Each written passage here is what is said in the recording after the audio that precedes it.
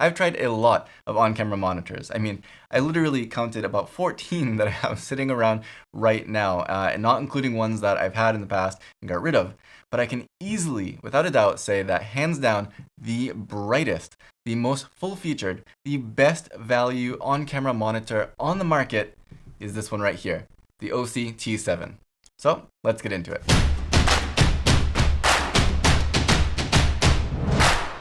Hey, I'm Scott and welcome to the channel. If you're new here, we do all kinds of tutorials, reviews, unboxings, tests, anything photo and video related. So if you like the content today, please do consider subscribing and hitting that little bell icon to make sure you get notifications when new content is uploaded. So there are a handful of things that I was looking for in the search for a perfect on-camera monitor, and I've used OSEE in the past, so when I came across the OSEE T7, it really checked off all of my boxes. I apologize in advance if it sounds like this is a paid advertisement. I promise it is not. Like I said, when I found this, it really checked off all my boxes, and I literally begged OSEE to let me review this, and I will be buying another one in the future, in the near future, hopefully, because it's just across the board an amazing monitor at an amazing price. So what I want to do today is just quickly go through that list of things that I think make a good monitor into a great monitor, and then the OSEE T7 into basically the best monitor on the market.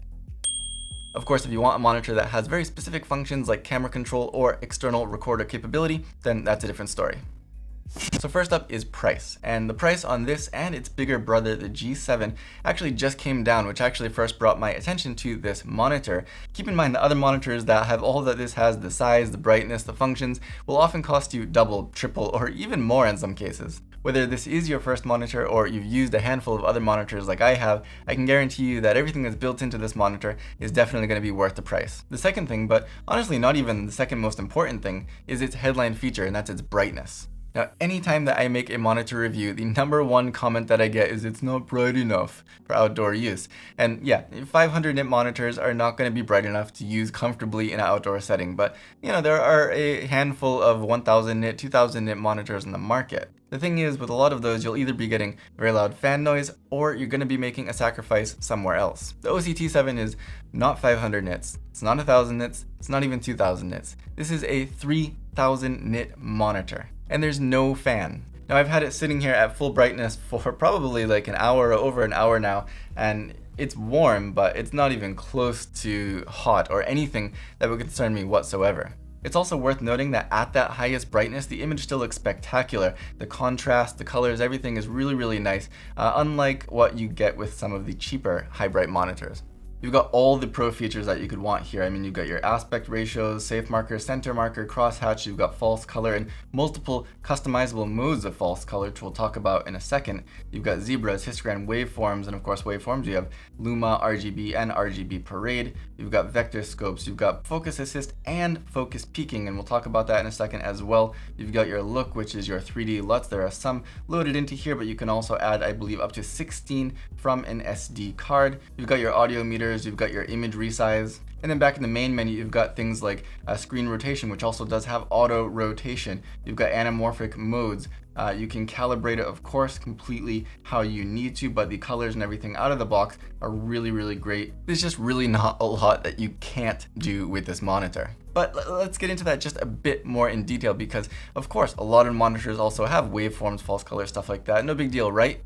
It is a big deal. 1, you've got auto rotate, which doesn't come in a lot of monitors. 2, you've got multiple modes of false color, which not only shows the full spectrum, but you can show different modes for different cameras that only highlights the critical exposure values for like skin tones or your middle gray or gray card. So that way you can really quickly, just at a glance, get your exposure, nail it, and then go back to shooting. You've got focus peaking and focus assist, and one of those modes doesn't even require any extra colors on your image. It just ultra sharpens your image, makes it really easy to see what's in focus without all those annoying colors all over your image, which can sometimes look weird, be distracting, and also just look weird if you have a client looking at your monitor. Now there still is a lot more to the functions that are built into this monitor, but it could go on forever, so I'm going to make a separate video to go in depth, step by step, through all of the things that are in this menu, how to navigate the menu, how to get things set up, and all that in all its glorious detail. So if you want to see that, be sure to check the link on screen or down in the video description below. I will put that there as soon as it's ready. Next up is build quality, And a lot of the monitors that come in at or under about the $400 price mark are very plasticky. And this one is made of a plastic, of course, but it's a really high quality plastic polycarbonate with an aluminum frame inside. And that means that even though it is lightweight, it's still extremely rugged. One prime example of that is that the screw thread on the bottom of this is reinforced. So if you want to grab the monitor to tilt it or to twist it, it's not going to put so much stress onto the plastic body that you're worried about actually cracking it or splitting it apart. That is absolutely not something I can say for other monitors that I've tried. Pretty much all of the other monitors that I've tried that are under this price. Next up are the connections, and again, this is the T7, which has HDMI in and out. It's compatible up to 4K 30 frames per second. The big brother, the G7, does also have SDI connections, and I really like that those connections are on the back of the monitor, because while I was very happily using the HCM 700 also from OSEE, those connections are on the bottom, and a wider monitor mount like this one right here would actually block the inputs. So I couldn't use something like this, and it really limited what monitor mounts I could use with that monitor. This is powered by a single NPF style battery, and with a battery like this NPF 770, for example, that's 32 watt hours, I could get about 1.5 or 2 hours on full brightness. This does also have a DC in port, and it comes with both a cable to power this from wall power and a D-tap cable. Those are really going to be critical when you're working with a high bright monitor like this, and it's great that they're both included because you know that they're going to work and you know that they're going to be up to OSEE quality standards. I do wish that this had double hot swappable battery slots on the back, but honestly I'm going to be powering it from external power most of the time, so for me it's not really that big of a deal. Now last, but probably for me the most important, is the user interface. It's incredibly simple but incredibly powerful. As you can see here, there's only a single joystick, and of course you can use this up, down, left, right. You can also push it, and you can control absolutely everything with that single joystick.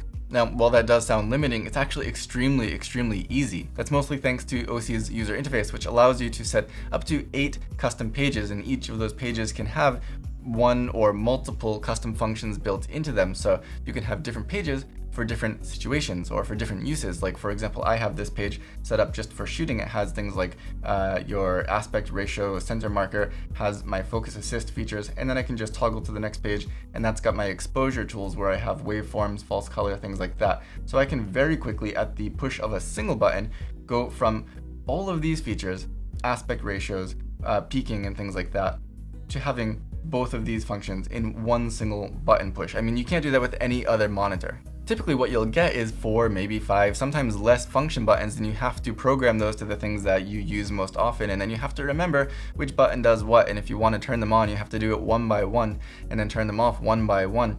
But with this, you can literally set up different pages for different situations and then just toggle back and forth between those pages, and it's just extremely fast and easy. So to boil it down to the absolute basics, you can have at minimum 8 pages, and even if those have only one custom function in each of the pages, you've got 8 custom functions, which is more than most monitors. But you can put multiple functions on each page, like I said, which just can't go back.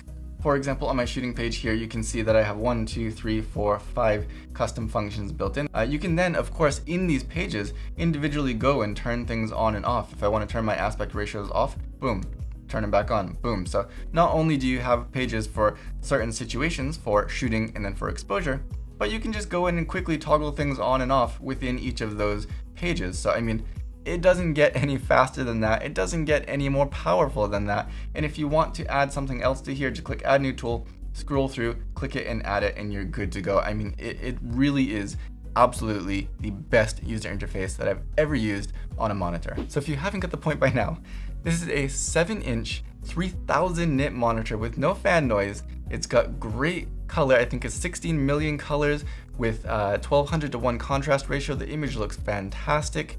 You've got built-in LUTs, all the custom functions you can need.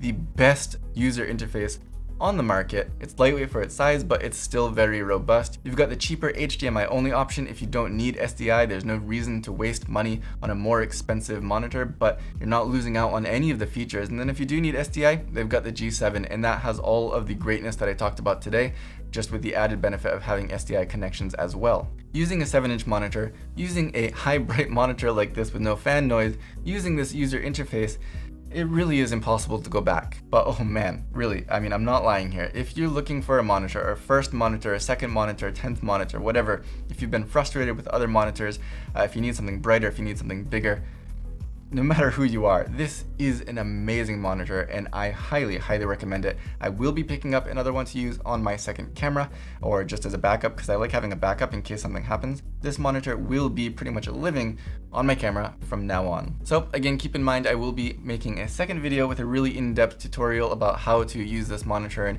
just to show you everything that really is built in there in a little bit more detail. But if you have any questions for now, please do let me know down below and I will do my best to get back to you. Otherwise, if you like this video, don't forget to give it a thumbs up and subscribe if you haven't already.